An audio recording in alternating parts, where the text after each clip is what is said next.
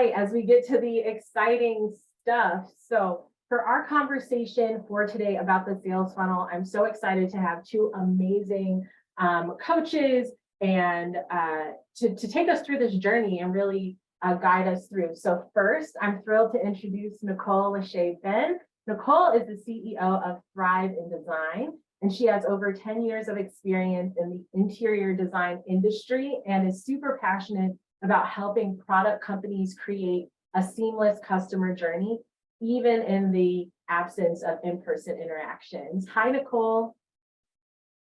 Hello. So great to have you. And next, I am super excited to say hello to Daisha.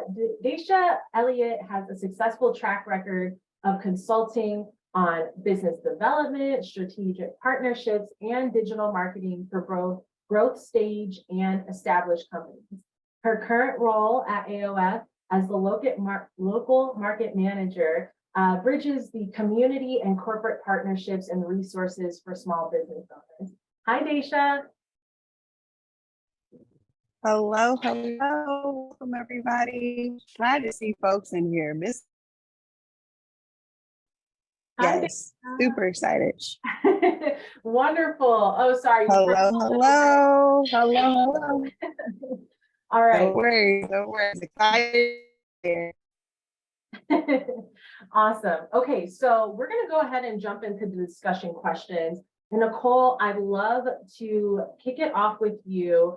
Can you just describe the e-commerce sales funnel and why is it important for small businesses to focus on that?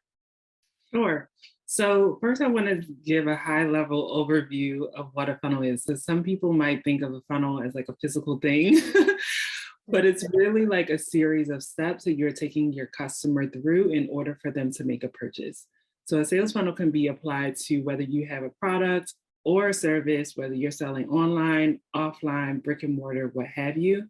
It's really all about understanding what it is that you sell, who your customer is, and then what series of steps you need to take them through in order to actually make a purchase. Now, you're thinking about e-commerce, right? E-commerce is just a fancy word for an online website where you're ordering something through. E-commerce can also include your website. It can include other third-party platforms that you might be selling your product through.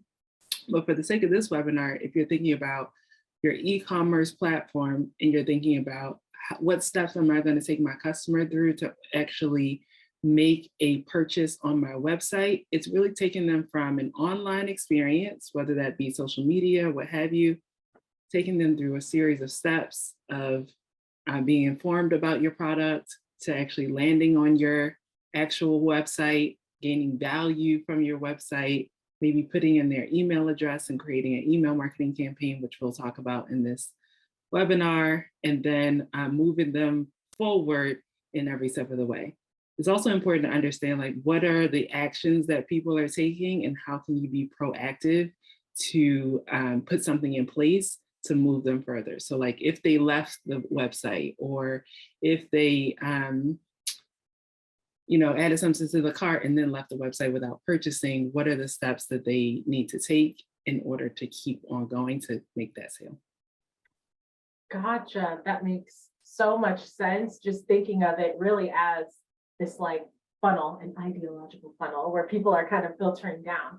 And Daisha, I'd love to kick it to you and just to discuss a little more, why should small business owners focus on this sales funnel? So this sales funnel is exactly what you mentioned before. It's that journey, right? So what steps are taken in order for you to realize how your customer is learning about the business, why they're making purchasing decisions, and then how it is that you continue to have a great relationship in terms of them buying your product. Great, that makes a lot of sense. So just making sure that you define the stages and that they can kind of understand that journey and what it means for them. And Daisha, it's sometimes breaking up, so I'll cue you in if we're like breaking up a little bit, just so that we can reiterate any points. but I'd love to talk about the different stages of the sales funnel. So, Daisha, could you take us through some of the typical stages of the e-commerce sales funnel? Sure, you have awareness, interest, consideration, intent, evaluation, purchase, and then loyalty. So that awareness stage is, how does this customer find out more about you, right? Is it through the website, Instagram? Is it, a text message campaign? That interest is, what is it that's going to keep, that customer on there, so that they can figure out, okay, is this the product for me? Consideration, right? They're going to be looking at those reviews. They're going to see how that product service aligns what they already have, maybe even comparing to what they already buy, right?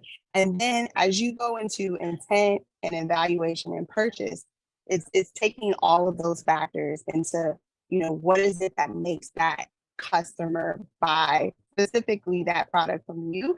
And then what are their expectations from that product or service? And then last but not least, from a loyalty standpoint, what is it that gets them to continue to come back to the website or follow you on social media? Or better yet, what makes that customer refer you? The whole thing is to find out who your customer is and how you create just a loyal customer that'll refer you and continue to buy from you again and again. Gotcha. Okay, and we got a couple of chats, and they were wanting the actual list to be put in the chat. So could you go through those steps just one more time, and I will drop them in the chat for everyone. Sure, I've got you, Brittany. I appreciate you. So we have awareness, we have interest, we have consideration, we have intent, we have evaluation, purchase, and loyalty. And now different organizations or different theories will talk about these different stages. Some people will combine them to maybe where there are only 4 stages, but at the end of the day, how does the customer find you? What helps them make that process? What keeps them even after they make of the sales funnel? Okay, I think you broke off a little bit, but I think you were saying what keeps them even after maybe they move through the sales funnel. So that makes a lot of sense. And I do see your questions, everyone in the chat. So just keep listing them. We'll have a Q&A at the end, and we will discuss anything that sticks out to you in a little more detail. So Nicole, I'd love to kick it to you just to discuss how do you identify the pain points in your customer's journey as they're moving through the sales funnel? Right. So you can really identify pain points in 2 different ways. So one, it's really earlier before your sales funnel, in understanding what is my customer experiencing in their daily lives and how does my product actually service that need, right? So that's one way to think about pain points. When it comes to the customer journey, in the stages that we just talked about, awareness, interest, consideration, intent, evaluation, loyalty, you really have to really map that out. What does that look like in the awareness stage, right? Awareness, you can really map out to a lot of different details, right? Are they becoming aware of your brand through organic social media posts, through paid ads, through PR, through partnerships, through you name it, a TikTok video, through a collaboration with an influencer, right? So if you're just looking at the awareness stage, those people are, your target audience is just becoming familiar with your brand. Then it's a matter of understanding, okay, what actually landed well with that customer? What made them take a further action? If there was something that didn't land well and didn't lead them to take a further action to the next part of the sales funnel, why did that happen? Is there something that I need to tweak in this stage to make them move down the sales funnel a little bit further? Do I have enough people in my sales funnel to even move further along to convert? So in each of the stages, you can really take a microscope and really test things out and understand what's working, what's not working, and understand the data behind that, and in moving forward, I guess, on the customer journey. That's just a high level, I would say. Yeah, absolutely. No, that makes a lot of sense. And I think moving forward in that, when we're looking at the sales funnel and kind of defining all of our pieces, Daisha, what are some common mistakes that businesses might make when they're designing their sales funnel? So oftentimes their sales funnel, it doesn't work well with mobile devices. So who want to make purchase on their desktop computer. And so how is it that you make Daisha, I'm sorry, you broke for up. mobile? I'm sorry, you were breaking up. We're talking about mobile and desktop, and I think we could all relate that we're all tech, and sometimes you just don't know how tech is going to treat you. But if you could kick it back, sorry, just to hear, I think you said sometimes mobile to desktop is one of the pain points. Could you just review that again? Mobile, right? How can business owners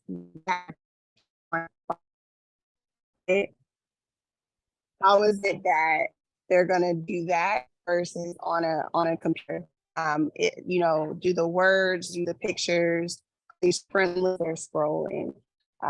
So that's definitely something to consider. Yeah. And I can circle back to this question in one moment and kick it to Nicole.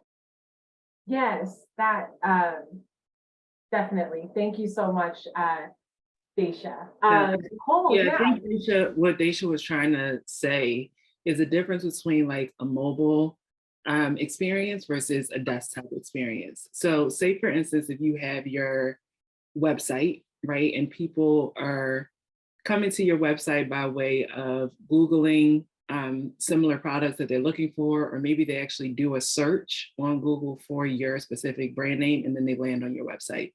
What that website looks like on your desktop is much different than what it looks like on your phone, right? Your phone will be a miniature version of that website. The pictures might be positioned differently. The text might be positioned differently. What they're seeing when they first land on your website is obviously going to be different.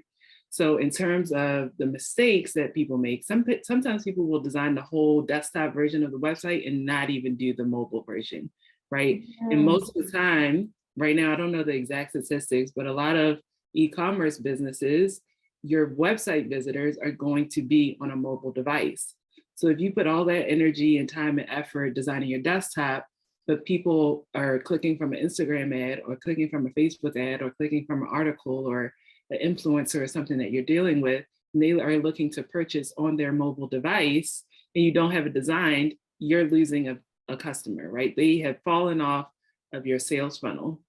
So it's important to really make sure that that design is really tight, that it's user-friendly, because the last thing that you want to do is put all the effort into the brand awareness stage. You get people really hyped up. They're like, yes, this product is going to solve my pain points. And then they land on your website and they're like, what is this? What is this, right? And then they go on about and go to one of your competitors. We don't want that. Oh, that's such a good point. So really putting the effort into making sure that your mobile experience is just as high quality as your desktop experience. So you don't fall off. And that makes so much sense, especially when we think like how people shop today. I would say 90% of my shopping is started on my phone. Like I'm on my phone doing something. And so that makes a whole lot of sense. Me, I'm probably like 99% on that. Yeah, it's true. I like go to my phone and then maybe I go to my computer if it's easier. That makes so much sense. And then before we move on, are there any other common mistakes besides, desktop to mobile or anything else that you wanted to add that could that are common mistakes when businesses are designing? Yeah, I think it comes to forgetting that people could leave your website, right? So you, like I said earlier, you need to think of if this person comes to my website, what are all the possibilities that they could do, and how can I capture their information and get them to come back? Because I know I'm a busy entrepreneur, I'm a mom. Sometimes I'll land on the website and my kid is throwing a toy down the steps, you know, so I forget to make a purchase. So you have to think about the everyday person. So what I mean by that is like, when somebody comes to your e-commerce platform, what is, do you have a pop-up window that immediately comes within 1 to 2 seconds of that person being on that website? What is the incentive for them to put their email address into that pop-up window, right? So are you giving a discount? Are you giving access to a quiz for them to discover which type of product is good for them from your product line? Are you, I saw a funnel the other day where I put in my email address for 10% off. And then after that, they asked me for my phone number for additional 5% off, right? So you get 2 modes of connection with that customer through email marketing and text message marketing. And text message is even better because your open rates are going to be over 80% for people receiving text message marketing for your company, right? So that's initial. And then from there, okay, you got their information. So now what is it that you do for the next step, right? What is in your email marketing campaign to inform them about who you are, what you do, why you're different, and then give them a call to action to come back to your website. And the same thing in those text message threads. And then on your products, on your website and then on your product pages in general, are you talking about the pain points that they're experiencing and how your product actually solves those pain points? A lot of times entrepreneurs will come up with different products or what have you on e-commerce, and they're like, look at this lotion, it makes you not ashy or whatever, right?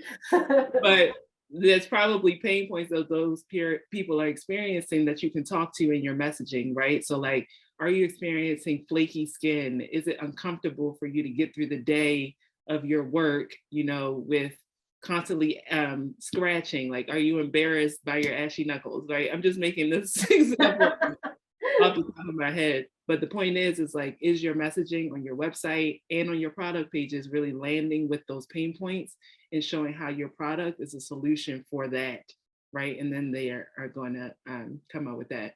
The next thing is like your reviews, right? So if you have product reviews, I don't know how many people shop on Amazon, but I look at stuff that's 4.5 stars and over. If it's not, I'm not buying it, right? So make sure those reviews are incorporated in your website. And then lastly, you want to make sure you have an abandoned cart sequence. So that is, if somebody is coming to your website, adding something, oh, somebody just knocked on my door, sorry.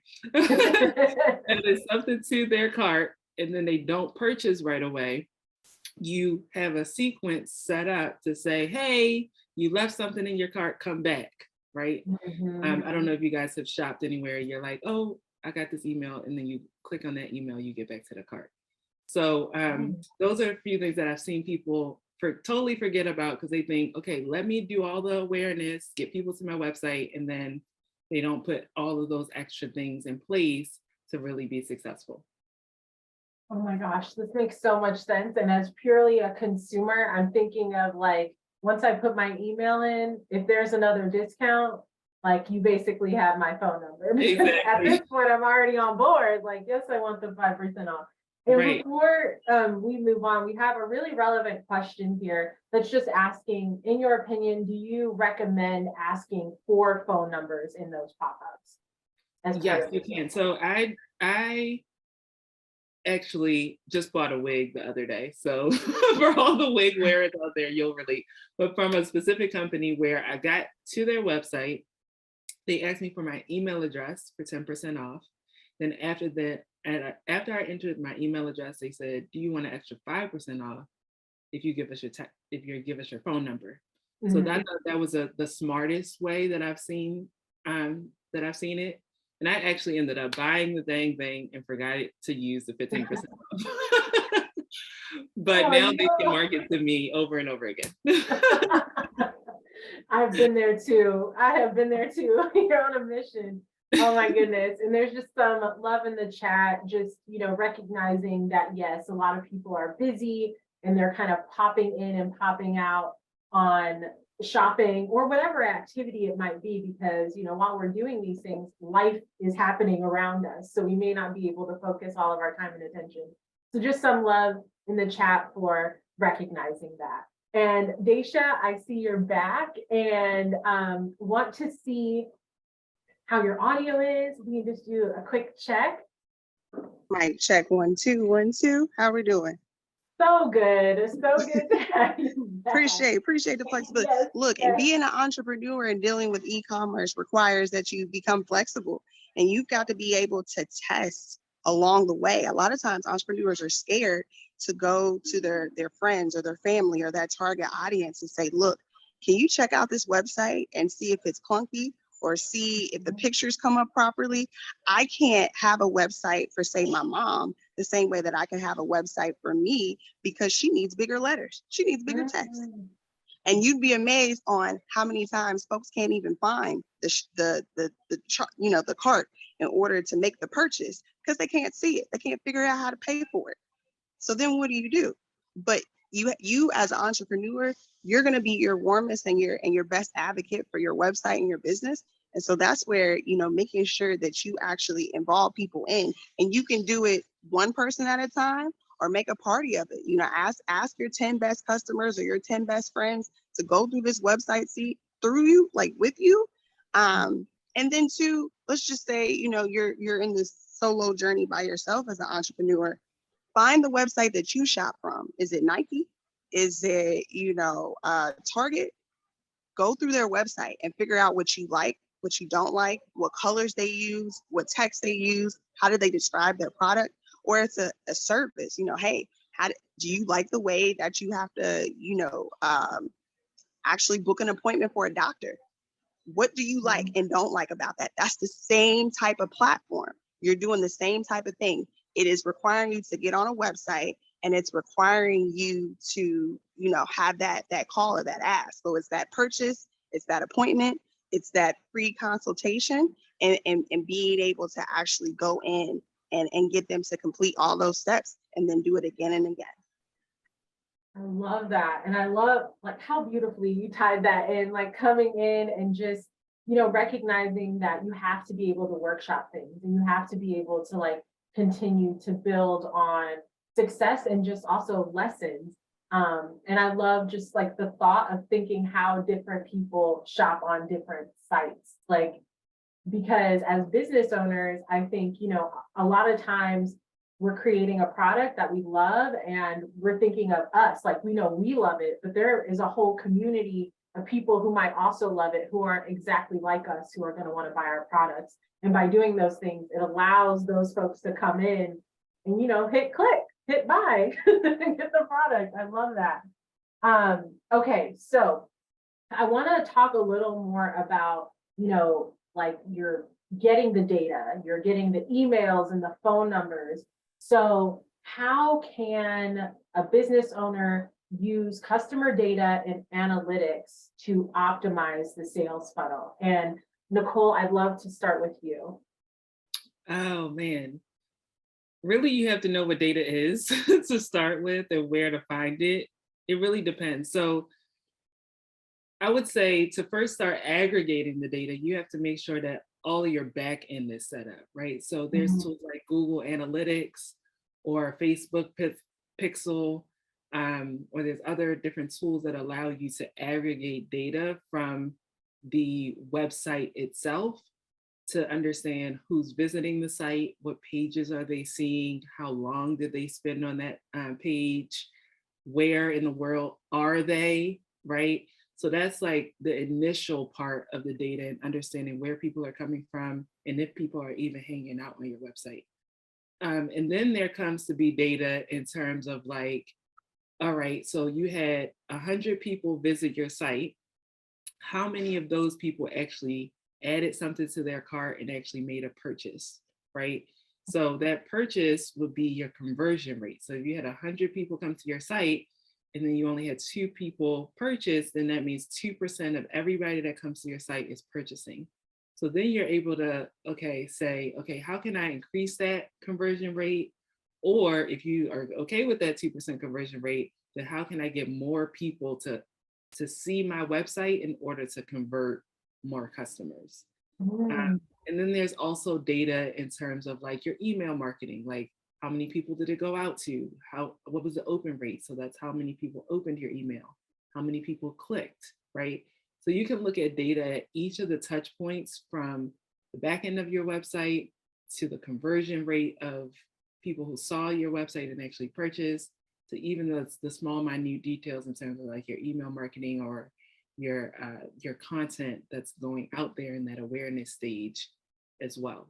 So I could probably talk about that for like 5 hours. I think that's like a little bit, right? Yeah, no, that's an excellent point. So having that back end stuff set up so that at first you can collect the data, then you have it, and Right. then you can figure out what to do with it. But that makes a lot of sense. And we have a question that just came through that says, how can we determine the targets for our data analytics? Any magical source of best practices, benchmarks for the industry?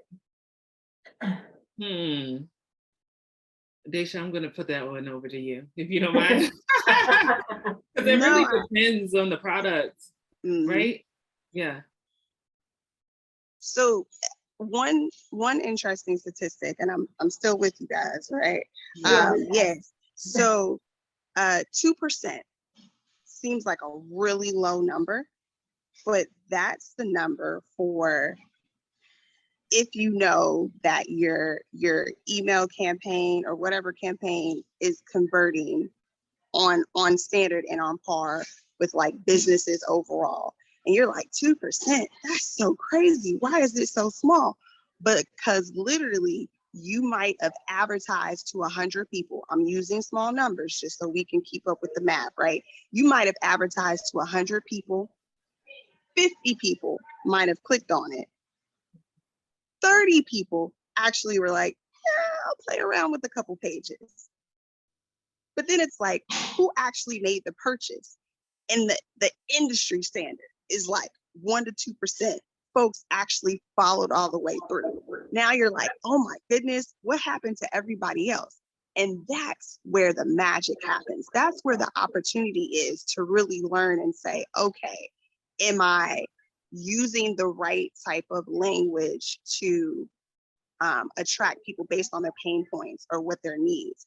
Am I using color schemes or videos, or, what marketing method are we using even before they even get to the website to then get them to stay on it? And then once they're on it, do you have some of the pop-ups or the right type of products that they need? Do you have reminders when people leave the cart? Again, these things all add to that conversion rate. So again, that 2%, that's just like a national overall average, but you can do a couple different things. You can look at your marketing budget and kind of work backwards from, okay, this is how much I want to spend, and the number and the flow of customers that I want to get, or try to reach within that spend, and then try to see how much of it is actually turning into paid clients. Or, you can literally just look at all the tools that come with, your social media or even your website and say, okay, let's see how this worked out so far. And, the reality is you'll start to understand how much you're spending or how much time you're spending to get that 1 to 2%. And then you'll be able to understand how much that it's called customer acquisition cost. How much does it cost you, right, to even get that customer? And then once you get them, what are you on? What on average are they spending? Are they spending $100? And when they return, what is it, that they're doing when they return? And all of that will go back to the sales. It'll go back to you understanding your direct costs and even what you're doing. Now, again, I know I shifted into like a bit of a finance question, and I know that person just wanted an overall statistic, but that's why you can spend 5 hours on this stuff, because it's literally a journey. You're like, oh my goodness, I just only asked about the statistics. Like, No, I love that. It's almost like it's A funnel. Okay, no, not me using the phrases. I just started. Okay. Okay. That's exactly No, what it is. yes. No, this is really, really good information. It makes a lot of sense, like how this is all woven into itself. So it is really important to have understanding of so many different pieces of it. And just for those folks in the chat, I do see some great questions. And we have one more overall question that we're going to do, and then we're going to go straight into the live Q&A. So please keep putting those questions in the chat and we will cover them. So, okay, for our last discussion question, I want to think of the business owners, and Daisha, I'd love to start with you. For business owners who are just getting started, what are some of the most effective tools for improving their customer journey through the sales funnel? So inside of every website, whether it's Shopify, Wix, your website, there is the ability to actually look at charts and data inside of there naturally, right? And then you have other technology and softwares, your HubSpots, your Google Analytics, your things that you can do to aggregate or increase, right, the amount of people that you reach or the amount of people that actually go to a certain point in your website. So I always work with the business owner to kind of understand, again, is there some type of budget in place? If not, let's learn to literally use the tools that you have, because the interesting thing is, whether you use Shopify or Wix or have your own, those are companies that essentially are buying a service from you, right?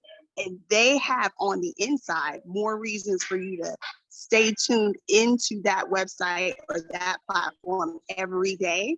And you can literally use the tools there. So I would definitely, opportunity given, I can help any entrepreneur on this call look at their website naturally and say, this is how many people are clicking on this page. This is how long they're staying.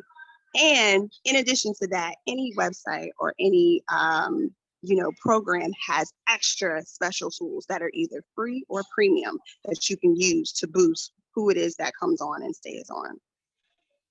Awesome. Okay, that's great. So kind of using the resources you have based on the website and seeing what's already there. I like that. And Nicole, same question for you. What would you recommend? Tell me the full question. Oh yeah, of course. Right. So for our business owners just starting out, what are some of the most effective tools for improving the customer journey through the sales funnel? Really just looking at all of the data, like Daisha said. But I was just talking with an entrepreneur the other day, and she was really in the awareness stage, and she was looking at her Instagram content, and she's like, I think my Instagram content looks good, but like, do you think it looks good? And I'm like, well, I'm not your customer, but if you go on to your insights on Instagram, it'll tell you how many people did this post reach? Did people take any action on it? Did they like it? Did they comment or what have you? So just to piggyback off of what Daisha said, it's really just like looking at that, understanding if it doesn't work, that is okay, but just be willing, I guess, to test different things out until it does work, and don't give up. Like that, just continue to work at it and try different things. Exactly. I really like that. And I see a question that says, how do we get someone to look at our website? Well, thank you so much, Pam, for that question, because that eases into something I was already going to share. So something you may not know right before we drop into our live Q&A is that both Daisha and Nicole are part of the AOF Coaching Hub. And that means that they provide coaching sessions for clients, for business owners who are looking for different kinds of resources. We have a team of multiple business coaches. All the coaching sessions are free. I just dropped the link in the chat. You can go there and you can select what you'd like help with. There are different categories, including a category like this. So there's a good chance that you'll be able to connect with maybe Daisha or Nicole or one of our other coaches that can help you with that. So that's exciting, but I want to go back to a couple of questions. Let me move into our live Q&A. Okay, so we talked about pain points. And so we have a question here that says, where's a good source to use to research pain points based on my industry? Let's start with Nicole. That's a really broad question. Because it could be pain points on your product development, it could be pain points based on your actual sales funnel. I always like to advise people to really do some competitive research. As Daisha mentioned earlier, like looking at, she mentioned a general sense of like looking at Target or Nike or whatever you shop, but identify who are your 3 to 5 competitors in your market and how are they speaking to the pain points of your customers. Are they speaking to similar pain points? Are they speaking to different pain points? Do they have similar messaging as what you thought would be great, or don't they? So I think in really understanding your competitors and how they are reaching your target audience, that's one. And then 2 is really just like talking to your customers, right? A lot of times entrepreneurs will be like, they'll come up with these ideas or whatever their product is or whatever their service is based on what they think their customers need. And that is also tied to the strategy that they use to put it to market, right? So instead of assuming what your customers need in the product or the strategy, the sales funnel, whatever, ask them, like, what would you like? What are you experiencing? What worked well for you? What landed well for you? What made you buy this product, right? And that will give you a lot of guidance. And I know that sounds really simple, but you'd be surprised at how many people don't actually talk to their customers before putting something to market. That's such a good point. So like really connecting with your customers. Daisha. Yeah, I just want to jump in and say, so I think I read where the gentleman wanted to know the pain points in the specific industry. You have to literally roll up your sleeves and talk to as many people that are affected by that industry as possible. So if you're trying to figure out like the hamburger industry and like, you know, hey, what do you love about hamburgers? What do you feel like your hamburgers are missing? How much would you typically pay for a hamburger? Mm-hmm. Where do you get your hamburgers from? You know, and those sound like silly questions, but those are the type of questions that you have to ask to learn. I always tell entrepreneurs, if you want to know more about a pain point, I need you to talk to 25 people who are interacting with that industry, and you'll be amazed. People love to talk about like what matters to them, what makes them passionate, and how can you do something better for it? Do they want it quicker? Do they want that hamburger juicier? Do they want it to be vegan? Like, you won't know until you actually talk. Now, it could be in person. That could be a survey. It could be, hey, here's this, I don't know, 10% off on the website for your opinion. But either way, you have to get the voice of the people that matter, are going to be buying from you. And then who in that, I'll call it supply chain for lack of better words, but who in that process is related to that industry in order to get that information.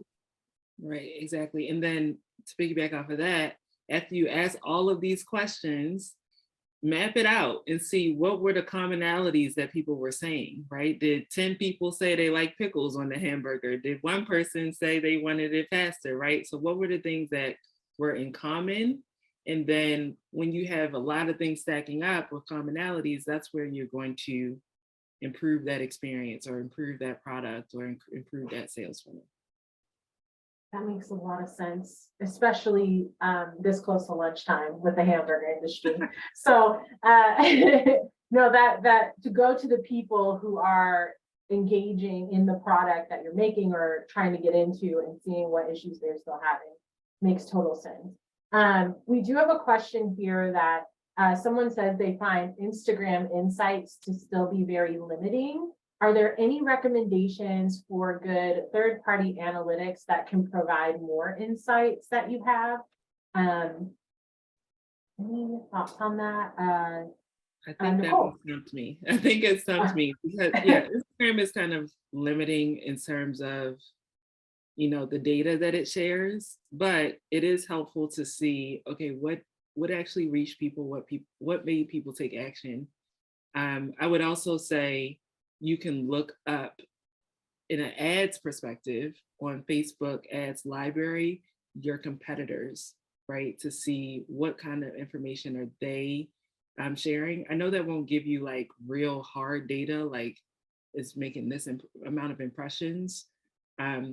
But just doing a little finagling to understand what's landing with your target audience in terms of your own personal reach and what's your competitors are putting out.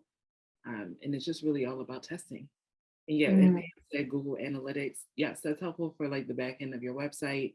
But again, it doesn't tell you a lot about Instagram. It might say that somebody came from Instagram to your website, but it won't tell you like real deep dive data.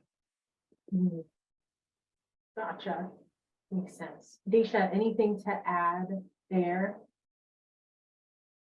I would just say, as you build up your customer list and your networks, you can start to build your own analytics off of that. Where do they live? How much money do they make? How much do they spend with you? You know, in the terms of hamburgers, right? Do they like buns or do they want it in a taco? Like, you can start to gather your own data, and then you'll know how to put folks in certain categories. So, you know, the awesome thing is, as you start to build up that client list, that customer list, that social media, like, you'll start to kind of wean off of that just a little bit, because you own your data, right? And you have the ability to manipulate it and do what you need to do, and connect with your folks the way that you need to connect to. Get to know your customers and definitely build from there. Yeah. And Pam said, does Facebook tell you which categories people are in that Daisha was talking about? I think on the ad side, you can target people based on those categories. So you can target their demographic, how much money they make, what type of job they do, probably what's their favorite nail polish color. Who knows? Facebook knows everything, and you can target them based on that information in the ads, but it doesn't like tell you up front exactly who those people are. It'll tell you an audience, how big the audience is based on those categories, but not anything much more specific than that. Awesome. Okay, the 2% conversion benchmark that Daisha and Nicole, you guys were talking about. We have a question that, is this just for email marketing, or when you consider, does it also apply to paid advertising? And I'll start with Daisha. Yeah, I mean, that's the national average that I've been seeing, whether paid or unpaid. And if you get above that, that's even better. But I know, Nicole, you probably have some insights on what are some greater benchmarks. Again, I'm just going off of national. I'm not even doing it industry specific. So yeah, I think the question is like the 2% would be conversion off of the website, right? Correct. Well, it's either off the website or like off the email marketing. So did they click on it? Did they actually, like, you know, did folks actually sign up for the webinar, or did they just kind of click on it and look at it, right, kind of thing? Yeah, I'm seeing that as well. But you can also look at your open rates. I think the open rate average is around 10%, but I haven't checked it in a while. But you can do different things to like increase your open rates and do like testing on different subject lines and different things like that. I know my personal open rate is like usually between 25 to 30%. But those people have been on my email list for like years. So I'm building up that momentum with them and building up that trust. So don't get discouraged if it's 2% now. It could increase as you continuously build relationships and build trust with your customers. That makes a lot of sense. And there's so much activity in the chat. I just want to give a shout out to our speakers right now, because there are so many great questions that are coming through and just so much engagement. And I think that's definitely because people are really resonating with the information. So one question, and this one was kind of a bigger question, so I wanted to save it. So we talked about awareness, interest, consideration, intent, evaluation, and loyalty. All right, put me on the panel, okay? But I want to, someone asked, are there just a tip or two on how you can Hold on, let me find it. Basically kind of It's nurture. They asked about nurture. Yes, I Yes. saw that. And I was like, I'll get to it, I promise. Yes. I guess I can Okay. take that first, right? So Yes. as you get them through the awareness, well, first off, you got to figure out how it is that you're going to draw folks in to actually go to your website, right? Again, I think I kind of mentioned a few ideas.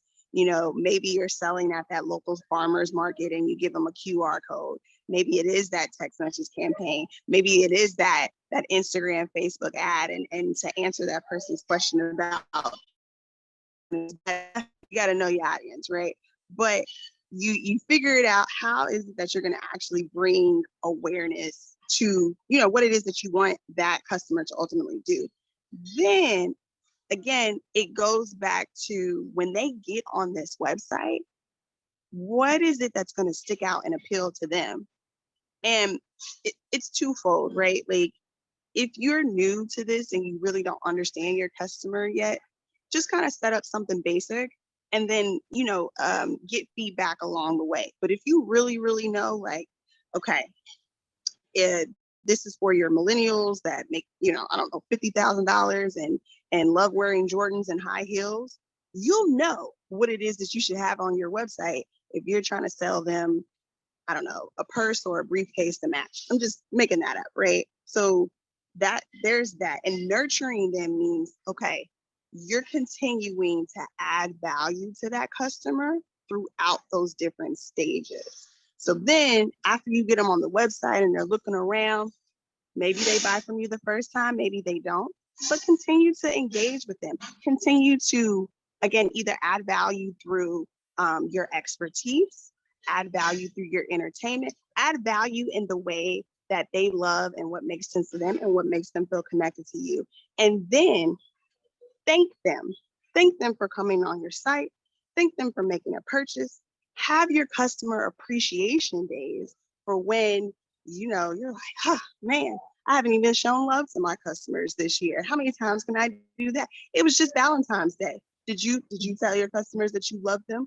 I think at AOF we sent out an I love you, email. So, it's different things like that you can do. So think about nurture as add value. Continue to connect with your customers in a way that's very authentic and means something with them. I love that. Nicole, anything to add to that? No, ditto. I think they should summed it up on that question. Love it. All right, so this has been such a wonderful conversation, and I just want to reiterate a few things. One, there are free coaching sessions available to you. So if you had a question here, did it get answered and it was really specific or anything, or you really want to kind of sit down with someone and talk specifically about your business and your trajectory, you can do that by signing up for our coaching sessions through the AOF Coaching Hub. And let's say you're listening to this on your phone or something, you can't click out, don't worry, you're going to get an email tomorrow. It's going to have the recording, it's going to have a link to the coaching session, and it's going to have some more resources for you to dig into to learn a little bit more and go into a little bit more depth on this topic. Happy Valentine's Day. Someone mentioned Happy Valentine's Day. Happy 50% off Candy Day if you celebrate. I want to thank everyone for being here. I want to thank you all for coming in and being so engaged in the chat. I want to thank you, Daisha and Nicole, for sharing all of your information and your expertise with everyone today. And don't worry, you will all see me in your inbox shortly. And thank you so much for joining us. Bye. Bye, everybody. Bye, everybody.